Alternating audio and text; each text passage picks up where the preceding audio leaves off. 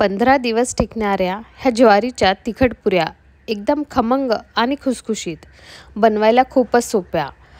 सायंकाळच्या छोट्या भुकेसाठी किंवा मुलांना टिफिनला देण्यासाठी ही एक परफेक्ट रेसिपी आहे. ज्वारीच्या असल्यामुळे आपल्या शरीरासाठी खूप हेल्दी पण आहेत. चला तर आपण रेसिपीला सुरुवात करूयात. मी एका छोट्याशा मिक्सी जारमध्ये 2 चमचे ओवा ॲड केला होता आणि त्याच मिक्सी जारमध्ये मी भरपूर सारे हिरवी मिरची ॲड केली. जवळपास 10 ते 12 हिरव्या मिरच्या होत्या, त्याला मी बारीक कट केलं. मी कुठेही लाल तिखटाचा वापर केलेला नाही, हिरवी मिरची वापरली, त्यामुळे मी मिरच्या जास्त वापरल्या. तुम्ही लाल तिखट ॲड करणार असाल तर हिरवी मिरची कमी करू शकता. मी एक 15 ते 20 लसणाच्या पाकळ्या ॲड केल्या. एकदम खमंग असल्यामुळे ह्याच्यामध्ये लसूण भरपूर ॲड करायचा.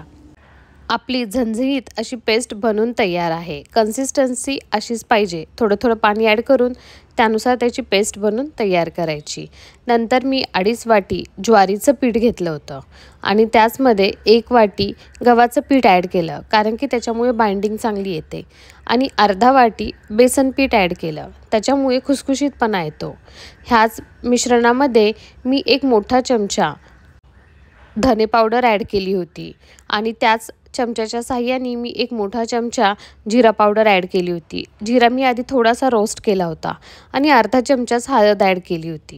ह्यामध्येच आपण जी पेस्ट बनवून घेतली होती हिरवी मिरची आणि लसणाची, तीही ॲड केली आणि त्यासोबतच 2 ते 3 मोठे चमचे मी तेल चांगलं कडकडीत असं गरम करून घेतलं होतं.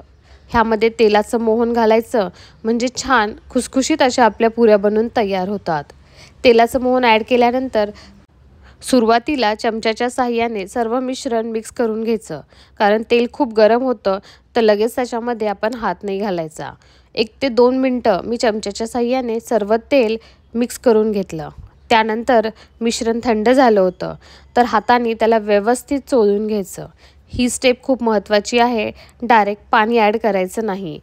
4 ते 5 मिनटं लागतात सर्व मिश्रणमध्ये सर्व मसाले, सर्व पीठ व्यवस्थित एकजीव झाले पाहिजे. तर असंच हाताने मस्तपैकी चोळून घ्यायचं, म्हणजे सर्व मसाले त्यामध्ये छानपैकी मिक्स होतील. त्यानंतर हळूहळू जसं लागेल तसं थोडं थोडं करून पाणी ॲड करायचं आणि छान असं पीठ मळून तयार करायचं. ही पुऱ्याची जी कणिक असते ह्याचं पीठ आपल्या चपातीसारखं खूप पातळही नसतं आणि आपण ज्या पुऱ्या करतो नॉर्मल त्याच्यासारखं खूप गच्चही नसतं. मीडियम कन्सिस्टन्सीचं असं हे आपण कणिक बनवून तयार करायची. कणिक अशी छानपैकी सॉफ्ट बनवून तयार झाली की आपण लगेच पुऱ्या लाटायला सुरुवात करू शकतो. ही कणिक बाजूला ठेवण्याची अशी काहीही गरज नाही. व्हिडिओत दाखवल्याप्रमाणे छोटासा पेढ्याच्या आकाराची कणिक बाजूला काढून घ्या. त्याला हातावरच छानपैकी गोल गोल करा आणि त्याला असं पसरून घ्या. गरज वाटत असेल तर थोडंसं तुम्ही त्या कणकेला तेलही लावू शकता, म्हणजे पुरी तुमच्या पोळपाट लाटण्याला चिटकणार नाही. किंवा तुम्ही पोळपाटवर सुद्धा थोडंसं तेल लावून घेऊ शकता आणि त्याच्यावर पुरी लाटून घेऊ शकता. सर्व पुऱ्या एकदाच लाटून नका घेऊ. 10 ते 12 पुरी तयार झाली की आधी त्याला फ्राय करून घ्या, म्हणजे पुरी जास्त कडक नाही होणार. नंतर तेल चांगलं गरम झाल्यानंतर मीडियम गॅसवर आपल्या सर्व पुऱ्या तुम्ही व्यवस्थित फ्राय करून घ्या.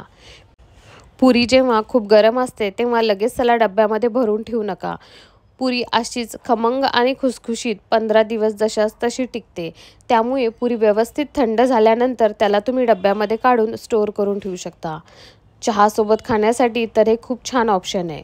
तुम्ही ही रेसिपी नक्की ट्राय करा आणि मला कमेंट करून कळवा की तुम्हाला ही रेसिपी कशी वाटली. माझ्या चॅनलवर नवीन असाल तर सबस्क्राईब करायला विसरू नका. थँक्यू.